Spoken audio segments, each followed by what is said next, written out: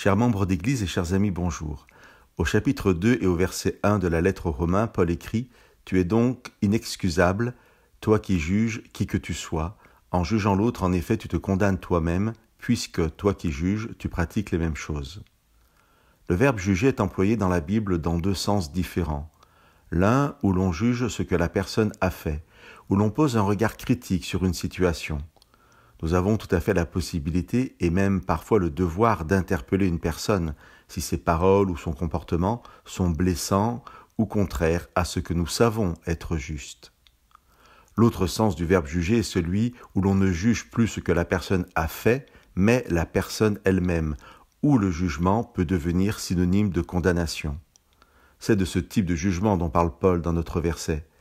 Tu es donc inexcusable, toi qui juges, qui que tu sois. En jugeant l'autre, en effet, tu te condamnes toi-même, puisque toi qui juges, tu pratiques les mêmes choses. La Bible ne fait pas de différence entre les péchés. Elle fait certes une différence sur les conséquences des péchés. Il semble évident que voler une personne a priori, moins de conséquences pour elle que de la tuer. Mais, dans un même temps, personne ne maîtrise ni ne connaît les conséquences du mal qu'elle fait. Et Jésus nous dira que certaines paroles que nous prononçons font de nous des meurtriers. C'est parce qu'il n'y a pas dans la Bible de différence entre les péchés que Paul dit que nous pratiquons les mêmes choses et que nous sommes donc inexcusables. Si nous sommes croyants, c'est que nous avons vécu un chemin de repentance et par notre baptême accepté le pardon de nos péchés par Dieu. Comment pouvons-nous donc condamner une personne pour ce qu'elle a fait si nous comprenons que nous qui avons été pardonnés par Dieu, nous étions aussi coupables que la personne que nous condamnons aujourd'hui? Je vous laisse avec une autre parole de Paul au chapitre 6 de sa lettre aux Galates.